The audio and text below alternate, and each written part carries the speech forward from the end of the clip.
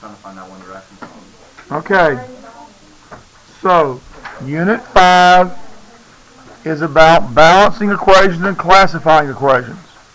We're going to start with balancing equations, but I want to give you a little bit of background first.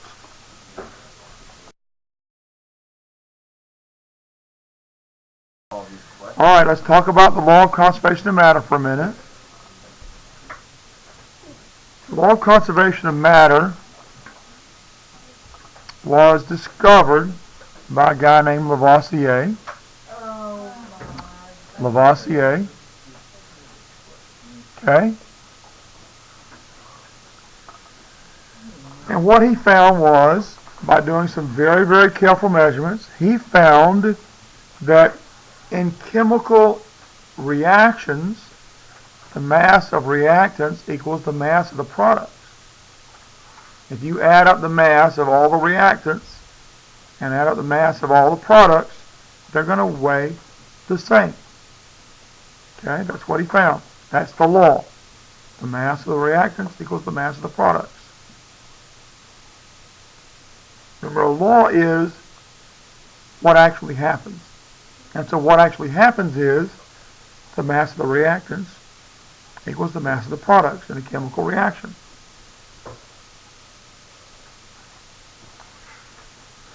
But every law has theories to help explain why they work. Now, from Lavoisier's perspective, the only thing he had to go on was the measurements he took. And so he reached this conclusion about the theory, that in a chemical reaction, you don't create or destroy matter. In a chemical reaction, you don't create or destroy matter. A very simplified version or look at the cause of this law. The law is measurable. Theories are not measurable.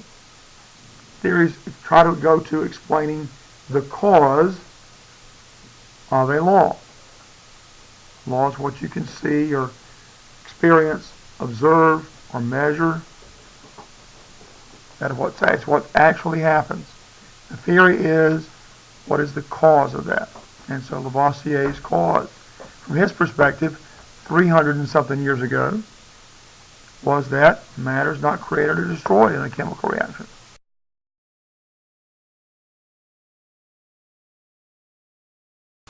So then comes Dalton. In the late 1800s, he came up with what's called the atomic theory.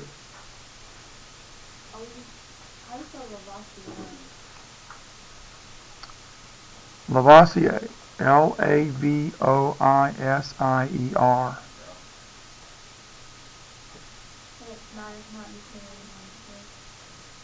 Well, that's his theory. The law is the mass of reactants equals the mass of products. Dalton is John Dalton.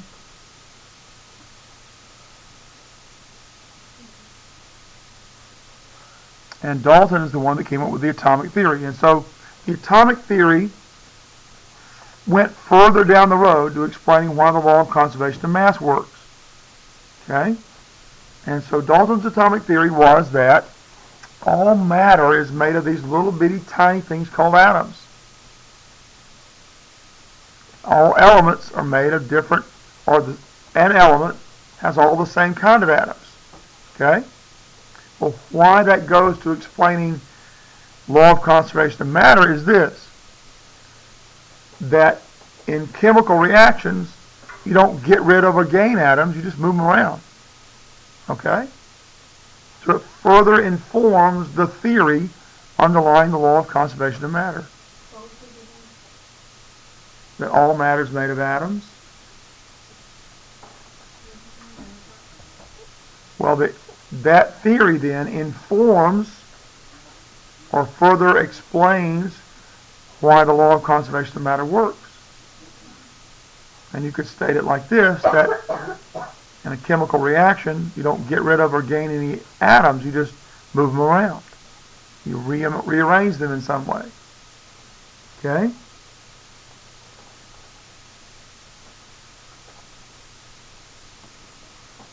So, chemical equations, which are what we're about to learn about,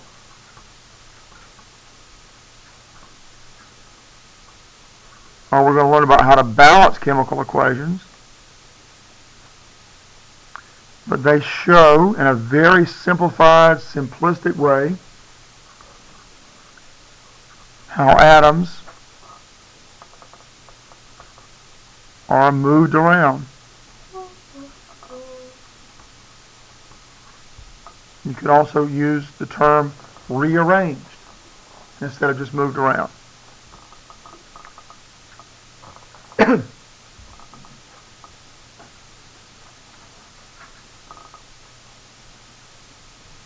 So why do we balance chemical equations? To show how the atoms move around. Okay?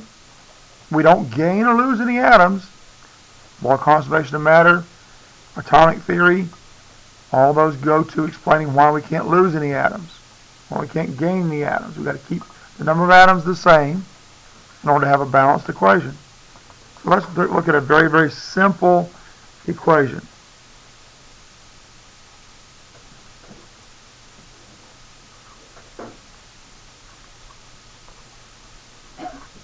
All right? So if I have some hydrogen gas, this is H2 is hydrogen. Remember, there are 7 elements whose natural form is diatomic. Hydrogen and oxygen are 2 of those 7. Okay, we learned about that in the last unit as well. Okay? Hydrogen's a gas. Oxygen is a gas. We usually think of water as being a liquid. Okay? But right now, this equation violates the law of conservation of matter that is further informed by the atomic theory, because the number of atoms are not the same on both sides. Okay? What's not balanced here? The oxygens aren't balanced. How do I get the number of oxygens to be the same? Put a 2 in front of the H2O. Now I have 2 oxygens, but I also have 4 hydrogens. And so, Joseph, Put a 2 in front of the hydrogen. there you go. Up to 4, 2. Okay? And that'll balance everything, won't it? Now we have a balanced equation.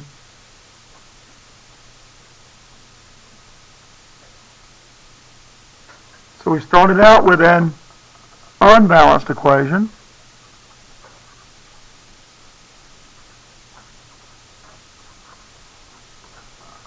And we used coefficients to get a balanced equation.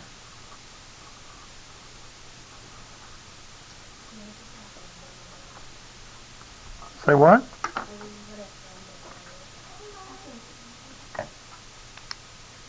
Why don't you do the PowerPoint?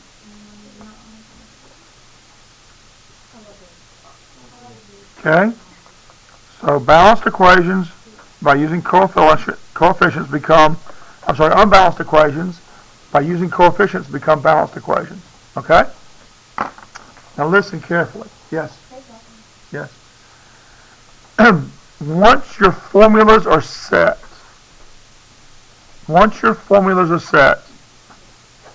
you don't change the formulas. You only use coefficients to get everything to equal out. You with me? So you can't put subscripts in the formula to get the equation balanced. You can only use once the formulas are balanced,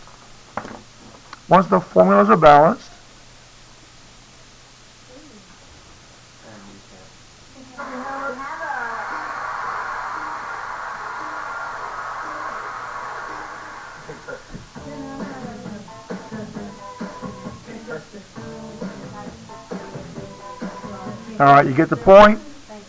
Once the formulas are balanced, whoa, that was sad. Once the formulas are balanced, there you go. All right.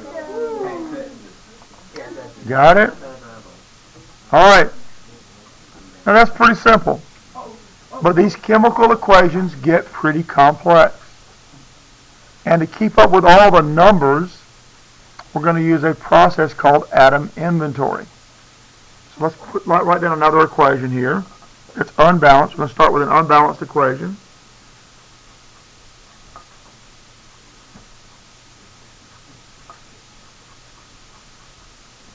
Now you could probably balance this in your head. It's called balancing by inspection. But when we get to the more complex equations, it's really, really easy to make mistakes.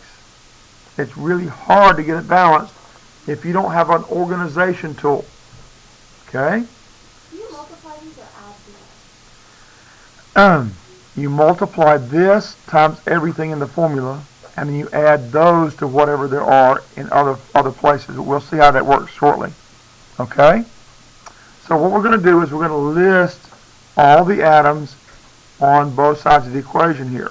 And we only have two in this case. We're going to start with something really simple, so when we get to the more complex equations, we know how it's done. Okay? So I have nitrogen and hydrogen. I want to count nitrogen and hydrogen on both sides. So I'll make a kind of grid here. And I want to count the number of nitrogens and hydrogens, first on the left side of the equation, then on the right. So right now, in its unbalanced equation, I have 2 nitrogens. Okay? I have 2 hydrogens. How many nitrogens on the right-hand side? Just 1. And how many hydrogens on the right-hand side? 3. Okay?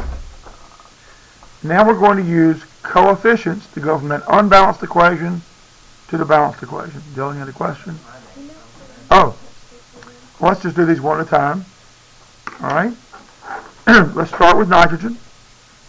In order to get to have 2 nitrogens on both sides, I use a coefficient 2. Remember, you can only use coefficients.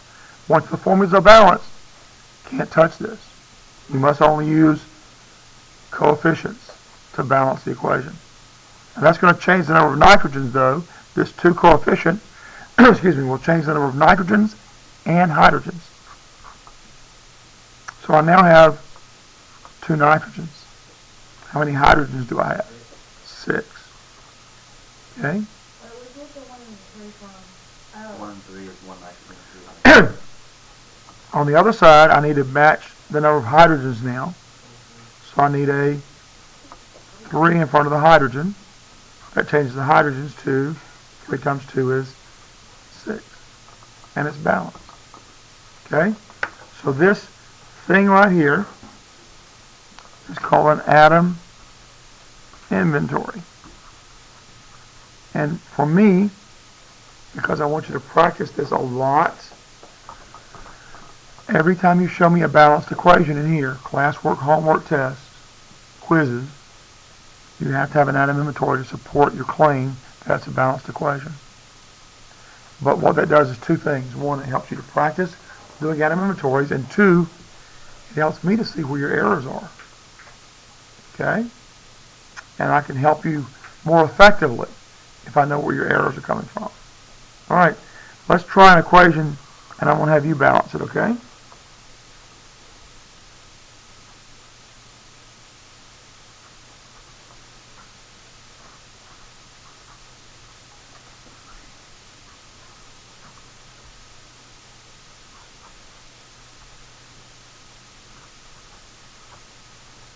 You could probably do this one in your head, but let's do it with an atom inventory for practice. So, up to now, you probably could have done these kinds of equations without an atom inventory. But equations get more complex, and as they get more complex, you need tools to help you stay organized to keep up with all the numbers. It's not that the math is hard, it's just a lot of little tiny math problems to keep up with all at one time. You have a question, or are you just stretching? Okay. So let's try this one.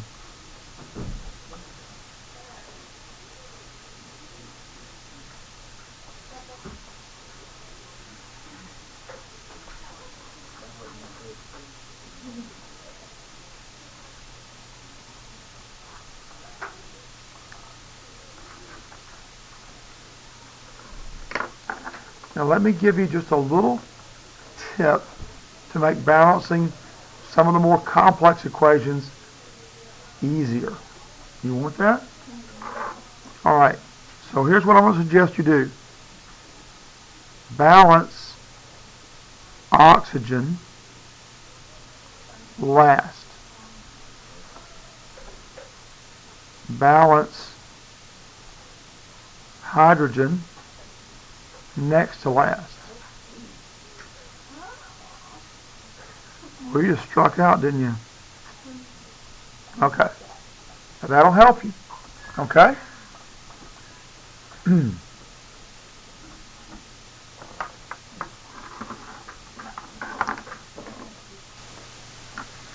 Okay, so I've already kind of started the atom inventory here. And this is kind of a difficult kind of equation. I say kind of equation. Equations of this sort, these combustion reaction equations, are kind of difficult to balance oftentimes. So we start with our SNES. C-H-O. Oh, there you go. Okay. I know, it's a bad chemistry joke. Okay. Okay, fine. I prefer to make it a chew and make it a sneeze, okay? Alright. Alright. There you go, like choo-choo. I guess choo-choo actually technically has two O's. But okay, let's move on. So the first thing we want to do is to count all of our atoms. First on the left side and then on the right side. Okay? So I have 2 carbons. I have 6 hydrogens. 2 oxygens. 1 carbon on the right side. 2 hydrogens on the right side, and I have oxygens in 2 different places. I've got 2 oxygens here and 1 here. So we actually have 3 oxygens in the overall equation on the product side. I don't know why I put 0. 3 is what it should be. Okay, I guess I was writing down oxygen or O. Not thinking. Kind of talking right at the same time. You don't have trouble walking and chewing gum. Yeah. Alright. So, now what I taught you to do, of course, is to balance everything out. And we added one little tip here to balance oxygen last and hydrogen next to last. And that applies to every kind of equation. We've got them listed that way here, which is helpful, but I want you to remember to do that even when you're not doing these kind of combustion reactions, okay? So if I have 2 carbons on the left, and I want 2 carbons on the right so I have the same number, I'm going to put a coefficient of 2 in front of the species that carries that carbon. By doing so, it changes all the number of atoms for all those atoms in that species. So carbons and hydrogens are going to change. Carbons and oxygens. Gracious help me.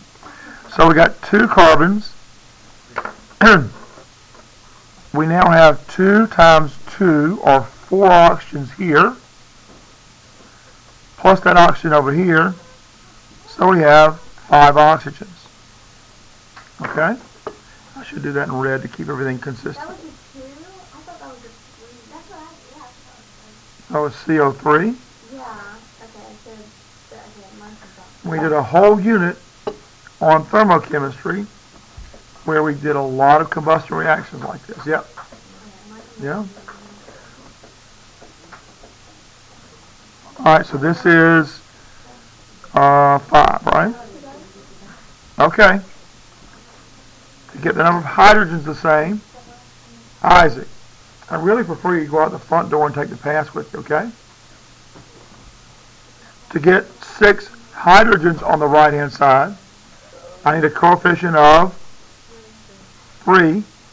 That's going to change the number of hydrogens and oxygens. We now have 6 hydrogens. I have 2 times 2, or 4 oxygens there, plus 3 here. I have 7 oxygens. Okay? It is helpful if you will do the math. Okay? Don't just do it in your head. After a while, sometimes it becomes hard to keep up with all that. It's not that the math is hard, just a lot of it. Okay? So write it out to keep up with it. Now, if I have an odd number of oxygens on one side and an even number on the other, and the reason I have an even number of oxygens on this side is because I've got a subscript 2 here, there is no way to get an odd number of oxygens on this side of the equation. Okay, the only thing I can do is to get the number of oxygens on this side to be an even number. Okay, and the only way to do that and keep everything working in balancing the equation is to do this. Multiply all the coefficients in front of all the species except the oxygen by 2. Okay? When you reach the point where you have 2 oxygens on one side and an odd number of oxygens on the right side, you want to go through the entire equation and multiply all the coefficients in front of all the species except the one in front of oxygen by 2. So I'm going to change this from an implied 1 to a 2. I want to change this one from a 2 to a 4. And I want to change this one from a 3 to a 6. Then I've got to go back and count everything again. So I have 2 times 2, 4 carbons. 2 times 6 is 12 hydrogens. Over here I haven't changed the oxygen, so I'm going to leave that alone. Over on this side, I've got 4 times 1 carbons, so I've got 4 carbons. I've got 6 times 2 hydrogens, that's 12. Now let's do the math to keep up with the oxygen. 4 times 2 is 8, plus 6 times 1, 6. So I've got 14 oxygens on the right-hand side. So what coefficient here is going to give me 14 oxygens? 7. And the equation is balanced. With me? So this atom inventory is a very important tool, and I want you to use it every time you balance an equation in this class. Okay? In addition to that, when the math starts to get kind of, well, it's called MeGo. You ever heard of MeGo?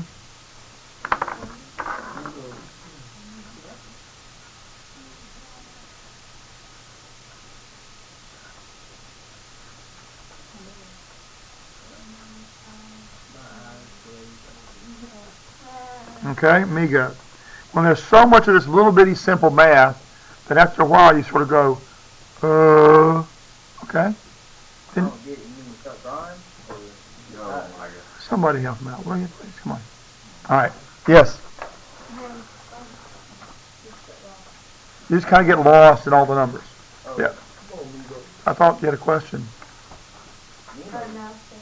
Oh, okay. Not Nemo.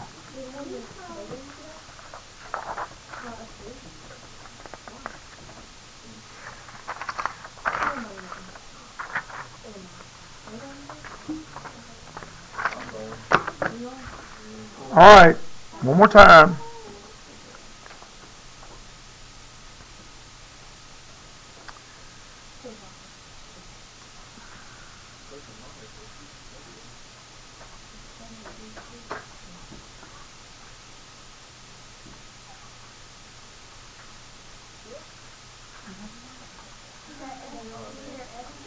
SC.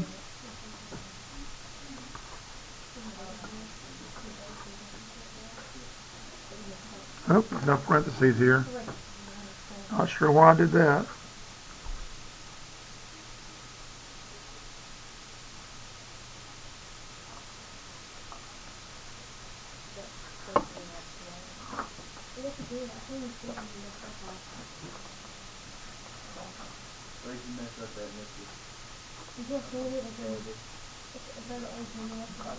Tell you what, write the equation down, but don't do anything yet. I want to show you something before we go any further, okay?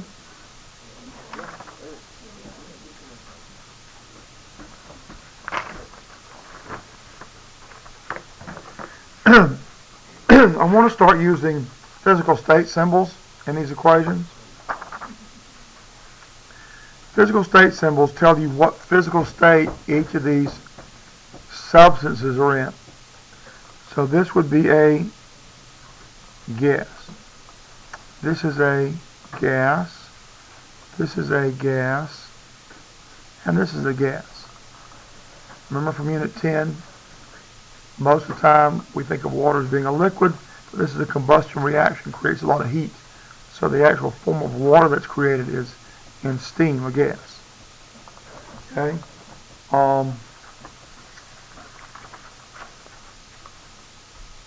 So this would be a AQ. That means aqueous, dissolved in water. Physical state symbols.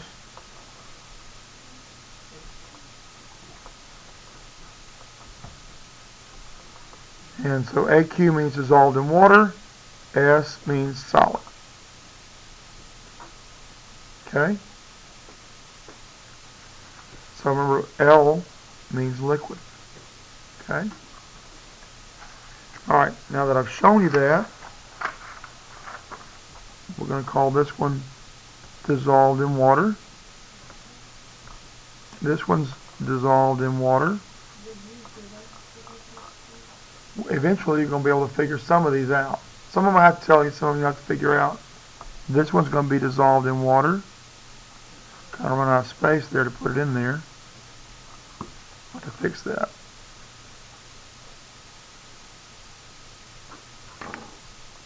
Don't fix it. I know that Davia is going to ask me, what is that?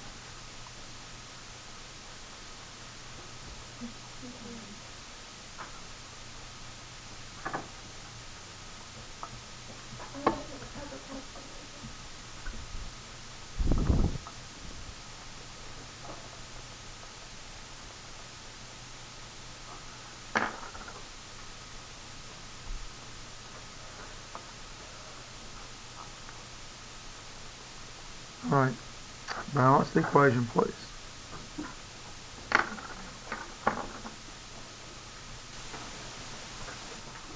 Well, let's just check what you did first.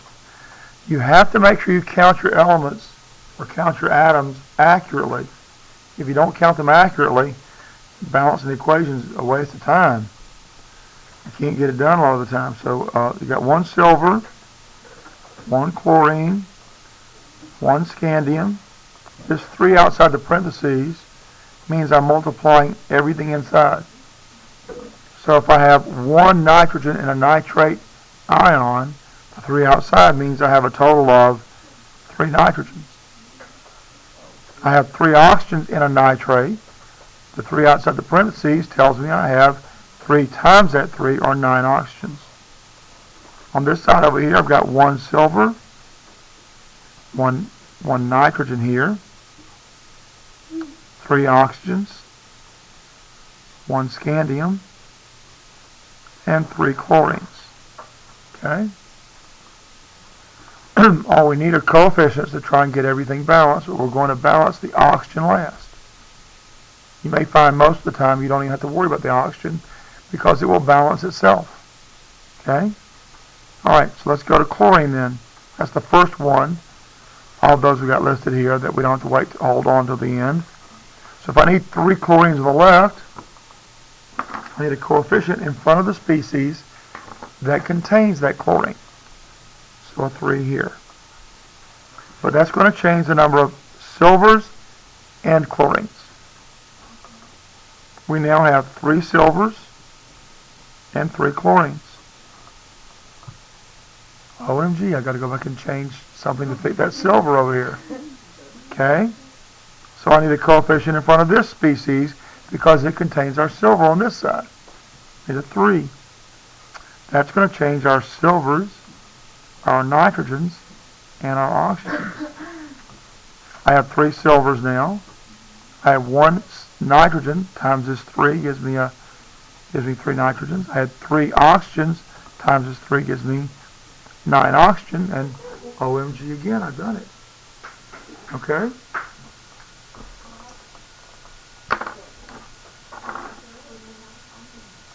Does that make sense? Alright, so look, you have to be very careful in every stage of the process to make sure your math is right.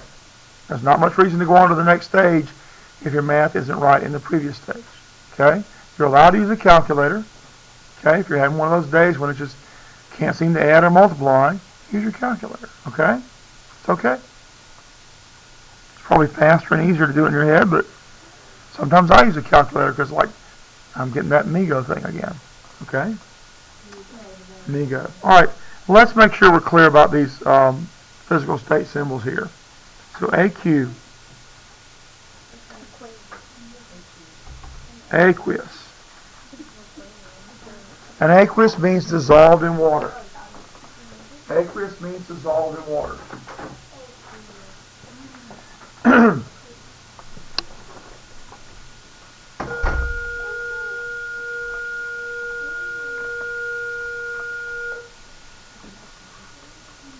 Okay? S is the physical state symbol for a solid.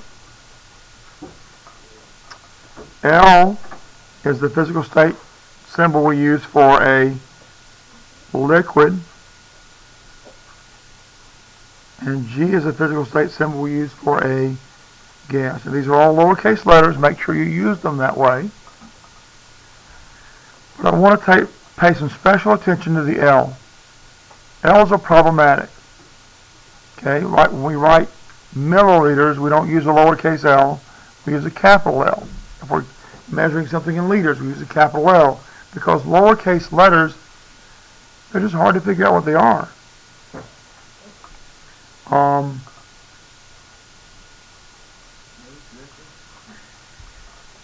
Yes, you can use the restroom. So if we just use this kind of L to symbolize a liquid,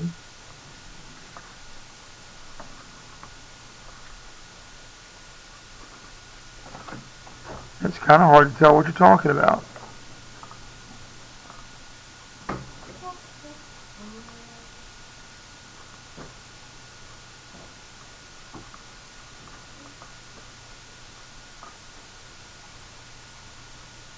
Is this a number 1?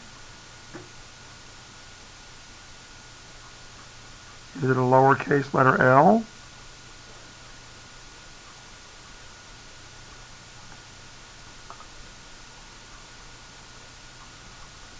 Is this a capital letter I?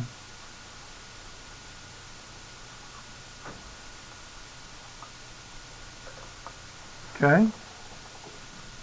Since it's so hard to tell, always use a script letter L.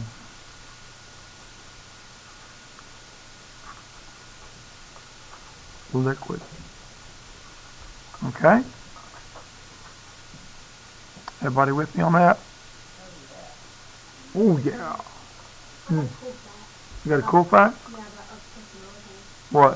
Uppercase, like, why they call it that is because there's a bigger letter than an uppercase. Ah, They started like lowercase. really? That's interesting. Like, you know, a couple letters, like uppercase, like a couple letters and then uppercase, like a bigger letter. It's higher. So they're Yeah. uppercase. Larger. Lowercase. Okay. Let's try this one.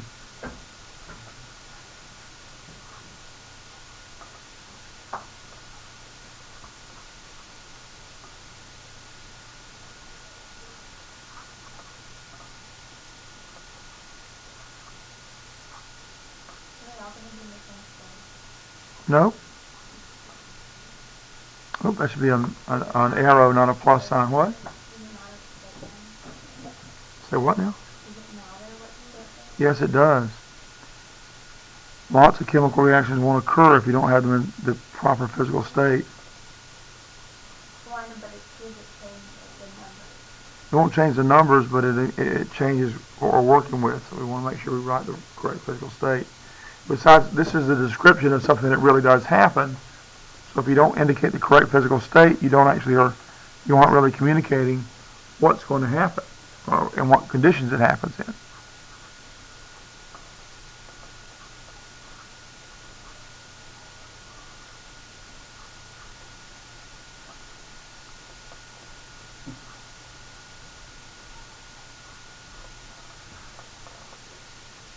All right, so balance this equation.